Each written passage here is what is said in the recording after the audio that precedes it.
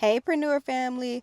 I wanted to come to y'all real quick because I'm sitting in my car because honestly, it's the only place that has quiet right now. My son, it's a weekend. My son is enjoying himself and he is living his best stimming life. So I came out here, first of all.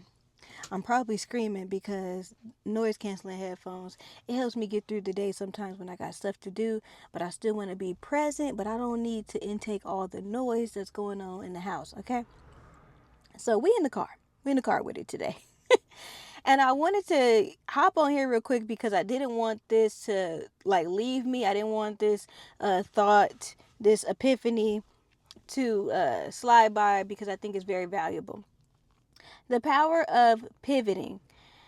Through my entrepreneur journey, through just life, there has been moments where if I had resisted what was necessary, meaning had I tried to fight what was happening as opposed to pivoting into a necessary version of myself to get the job done, a necessary version of myself to survive, whatever have you, I think I would have got lost and I think I wouldn't have grown.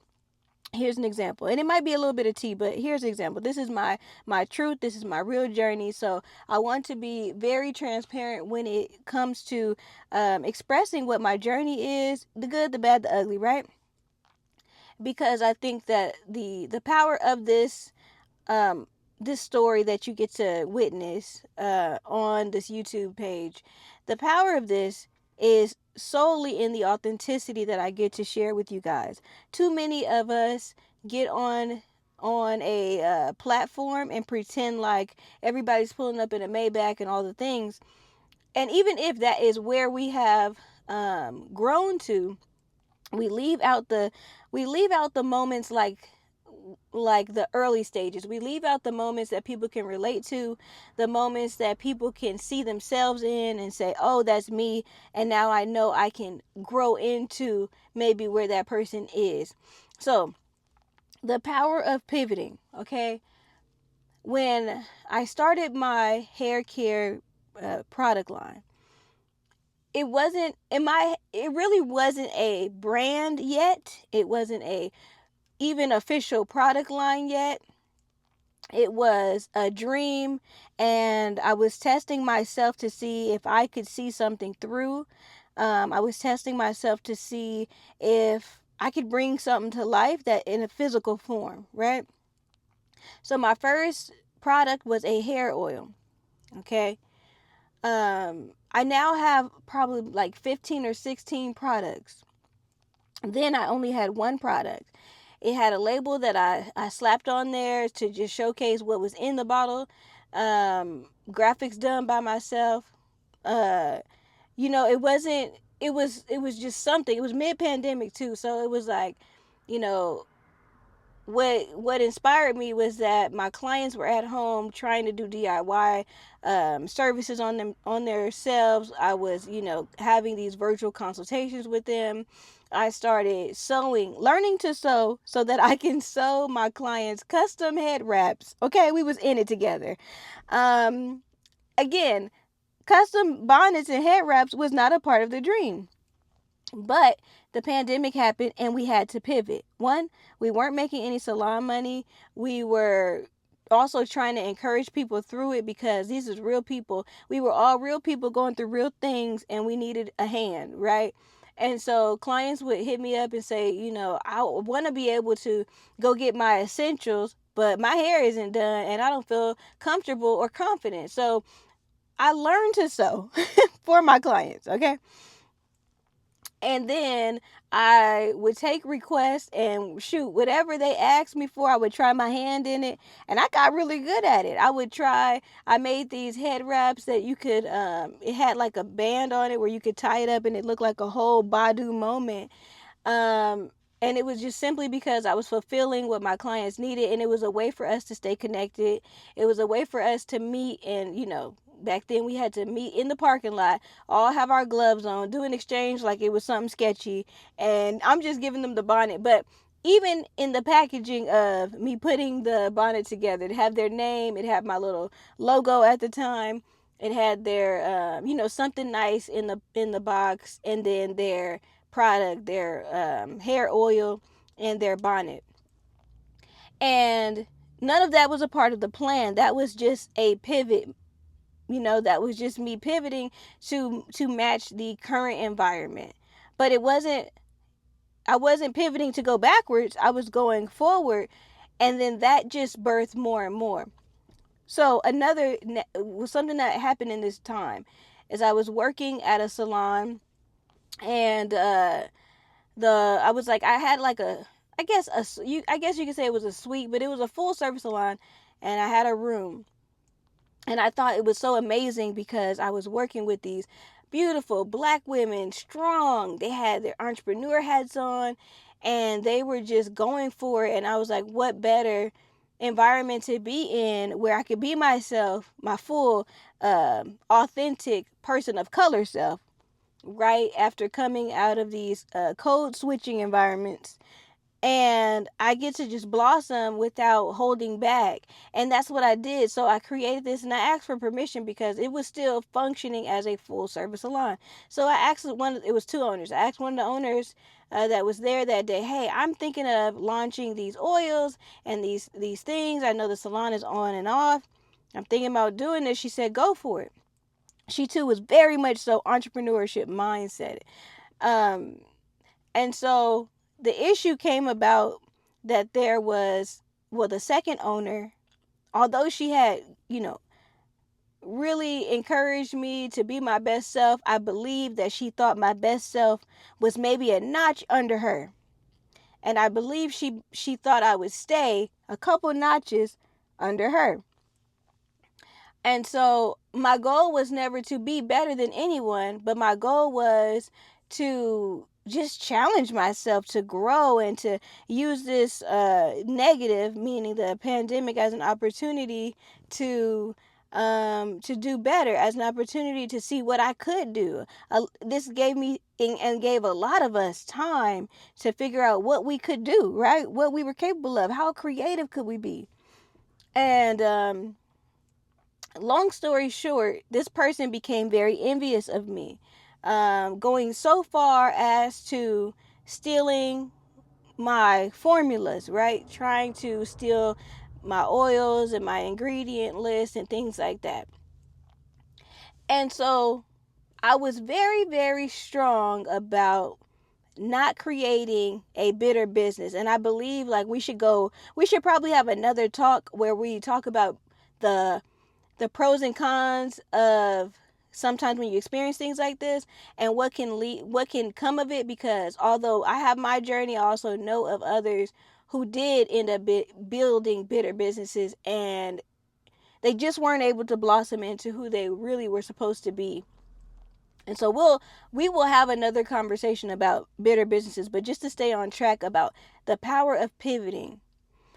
So instead of going to that person and having negative energy and telling them about themselves and demanding my, ingredients and formulas and all the things, I believe God put it in my heart to just move forward, to just pivot. I had every intention to stay at that salon. I had no, a desire to leave, to be honest. I had a room, I had the space for my room. I was growing there, and I got to try this product. But also I was really becoming comfortable with just like, you know what, whatever that person is doing, let them do it, and I'm going to just keep going. Like, I didn't want her to slow me down. I didn't want her secret envy to be something that changed the way I do business. So, you know, I I was comfortable. I was trying to force myself to stay comfortable. And it just was not, it wasn't a possible, it just wasn't feasible. So instead of addressing and going off and doing all the things, I had to think business. I had to say, how can I continue to grow? I need to pivot. And the power in pivoting is this just right here. I left that space where I had one product, and that one little product is nowhere near the level of it didn't perform the way these products that I currently have perform. It wasn't, I was still growing. It was not, it wasn't something, when you create a product, you test it, you grow, you get feedback, you continue to just increase the quality of the product. Check anyone's brand. There was a starting point and it just grows. Imagine someone stealing something or thinking they stole something from an early stage where I was still testing, still asking customers for feedback, still trying to fine tune the thing. It wasn't even like it's not anywhere close to the level of business that I've acquired now. It wasn't anywhere close to what I've accomplished now. But the power in pivoting is I decided I would just randomly leave that place. I understood at some point that I could not grow in that environment. I couldn't grow freely. I'm a very creative person and I needed to grow freely. And so I left, and I painted my little new space, and I got it out the mud. Clients would help me put this together. I worked day and night, and literally the turnaround from the day I moved out to the day I moved into a bigger space was like over my weekend break. So I didn't take any days off. So I worked every day for over 7 days. I think I worked 8 or 9 days straight, getting everything in order, getting my business in order, pivoting from working for someone to fully working for myself, all the paperwork, everything, uh, designing my new place, hiring, building teams. And even though um, in this process, I was kind of uncomfortable, I was pivoting. I now have about 16 products that do amazing, that have nothing but integrity and intention in them.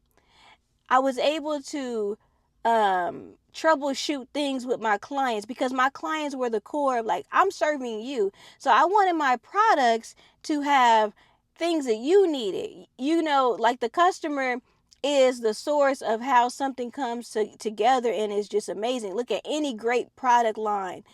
It's the customer that helps us build something so beautifully. And so I have direct access to my target market right here.